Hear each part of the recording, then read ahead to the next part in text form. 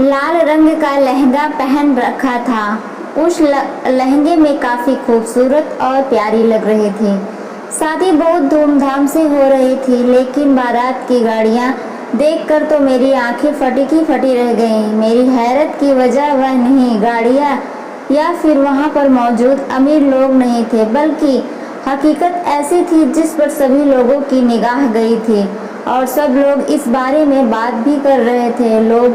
जो लोग बारात में आए थे उसमें सारे लोग मर्द ही थे, कोई भी औरत बारात में नहीं आई थी।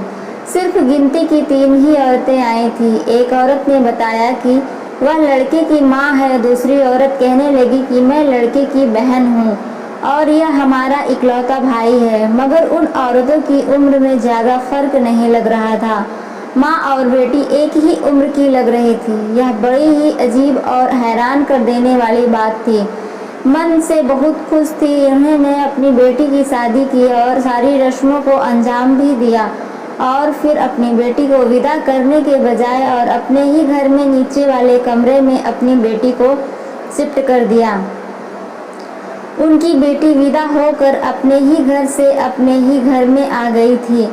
बस बदलाव उसके पति का था। सारे मेहमान लड़की को आशीर्वाद देते हुए घर से जा रहे थे। हम लोग भी अपने घर आ गए थे। अगली सुबह मेरी माँ ने मुझे कहा कि सुषमा मासी को यह पैसे देकर आ जाओ।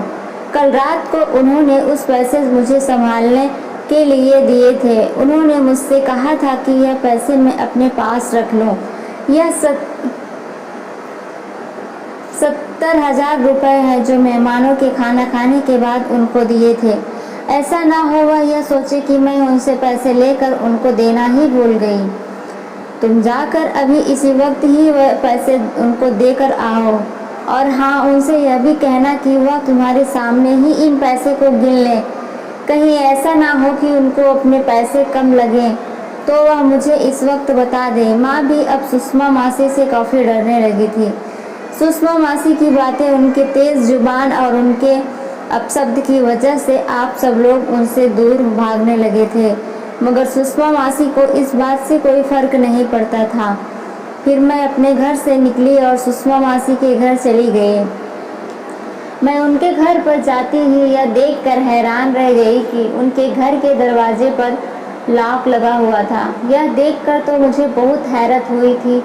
आज तक तो कभी मासी के घर पर लॉक लगा हुआ नहीं मिला था, लेकिन आज उनके दरवाजे पर ताला लगा हुआ था। मैं घर वापस आ गई। मैं आते ही यह बात फौरन अपनी माँ को बताई। मेरी माँ को मेरी बात पर यकीन नहीं आया। वह मुझसे कहने लगी, तुम बेवजह इसी तरह का मजाक मुझसे करती रहती हो, चलो मेरे साथ में, चलकर देखती हूँ। मैंने कहा, माँ मैं सच कह रही हूँ, सुषमा मौसी के घर पर ताला लगा हुआ है।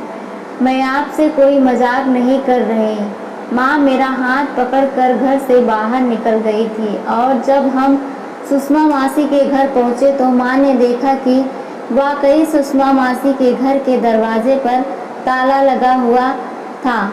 यह बात मुझे बहुत परेशान कर रही थी, लेकिन मैं अपनी माँ से डांट नहीं खाना चाहती थी, इसलिए मैं खामोश ही रही। मन भी हैरान परेशान होकर घर वापस आ गई थी। उन्होंने घर वापस आकर भाई को भी यह बात बता दी।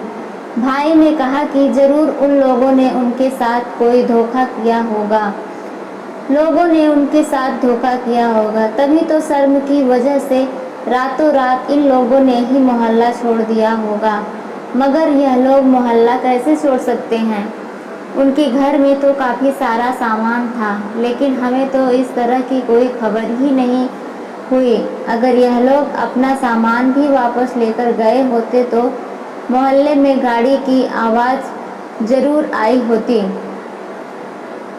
उससे पता चल जाता कि यहाँ पर कोई आया है या फिर कोई चला गया। ऐसा कैसे हो सकता है?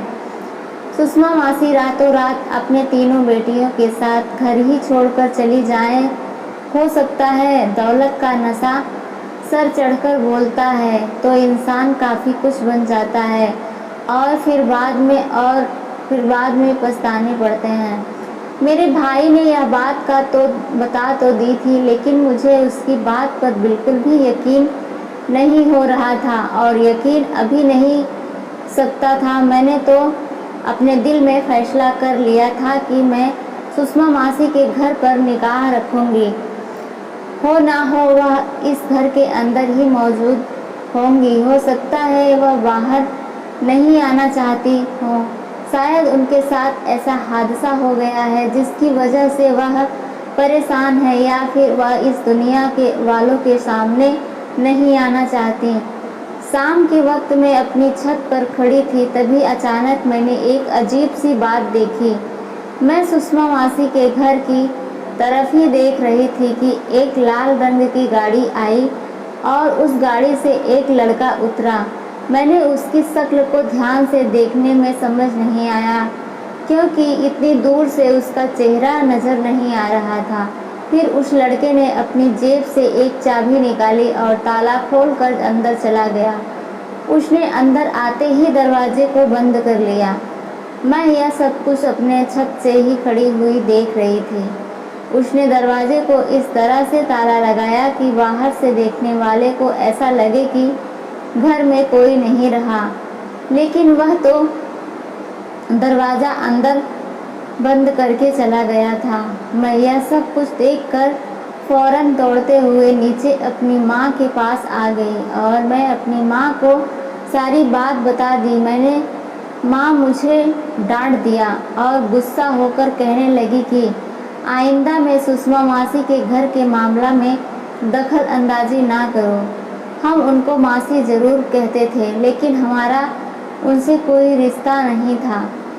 लेकिन वह हमारे पड़ोसी थी। अपने पड़ोसियों का ख्याल रखना तो हमारा फर्ज बनता है। हमारा बचपन उनके घर पर ही गुजरा था, इसलिए हमारा उनके साथ बहुत गहरा रिश्ता हो गया था। मगर मैं उनके किसी भी मामला में दखल अंदाजी कैसे करती, क्योंकि मेरी माँ ने मुझे सख्ती से मना कर दिया था। लेकिन सुषमा मासी के बंद घर में तो मेरी दिलचस्पी और भी ज़्यादा बढ़ती चली जा रही थी। माँ के कहने पर तो मैं उनके घर को भुला दिया था, लेकिन एक दिन रात के समय सुषमा मासी के घर से चिल्लाने की आवाज़ से आने लगी। किसी से यह बात महसूस नहीं की, मगर मुझे उनके घर से किसी औरत की चीखने की आवाज़ आ रही थी। मैं फौरन दौड़ते हुए छत पर गई। छत से जाकर देखने लगी, लेकिन कोई भी मुझे आसपास से उनके घर की तरफ जाते हुए नहीं दिख रहा था। शायद लोगों को उनके घर से चीखने की चिल्लाने की आवाज़ सुनने की आदत हो गई थी, या फिर वह टीचर वाला वाक्य सबको याद आ गया था। अब तो सुषमा मासी पर कोई भी तरस नहीं खाता था। वैसे भी उनके घर के बाहर तो ताला लगा हुआ था। सभी लोग यही समझते थे कि वह इस घर में नहीं है, इसलिए कोई सोच भी नहीं सकता था कि सुषमा मासी अपनी बेटियों के साथ उस घर में मौजूद हैं। किसी ने भी उन चीज़ों की तरफ ध्यान नहीं दिया। मैं भी थोड़ी देर बाद छत पर टहल कर नीचे आ गई। मेरे पास भी कोई चारा नहीं था। आखिर मैं क्या कर सकती थी? अकेली तो मैं कुछ भी नहीं कर सकती थी, जबकि मेरी माँ और मेरा भाई इस बात से बिल्कुल खिलाफ थे कि मैं उनके घर की बातों पर ज़्यादा ध्यान ना दूँ। यह ज़्यादा वहाँ दिलचस्पी को हर अगले ही दिन सब लोगों के सामने उस बंद घर का राज खुल चुका था। कुछ ऐसा हुआ कि हमारे मोहल्ले में पोलियो की दवाई पिलाने वाली औरतें आ गईं और लोगों को अपना कैंप लगाए हुए काफ़ी रात हो चुकी थी। मुबारक सुषमा मासी के घर के आगे तब गई जब वह लड़का अपनी लाल रंग की गाड़ी लेकर आया था। वह लड़का सुषमा मासी के दरवाजे के पास आकर रुक गया और पोलियो वाली औरतों से उससे कहा कि वह उसे घर से अंदर जाने दे। उस लड़के ने पोलियो वर्कर्स के साथ बदतमीजी करना शुरू कर दी। वह कौन था यह तो मुझे उस वक्त नहीं पता था, लेकिन उस पोलियो कर्मी को उस लड़के पर कुछ शक हुआ। वह लड़का उनको ठीक नहीं लगा, इसलिए उन लोगों ने पुलिस को बुला लिया। 1 घंटे के बाद ही पुलिस सुषमा मासी के घर के दरवाजे पर मौजूद थी। पुलिस ने सुषमा मासी के घर का दरवाज़ा खुलवाया। बाहर से ताला लगाकर लोगों को बेवकूफ़ बनाने की कोशिश की जा रही थी, मगर पुलिस तो ऐसे लोगों को पकड़ने में माहिर होती है। जैसे ही घर का दरवाज़ा खुला, सुषमा मासी की बेटियों के चीखने चिल्लाने की आवाज़ से बाहर तक आने लगी।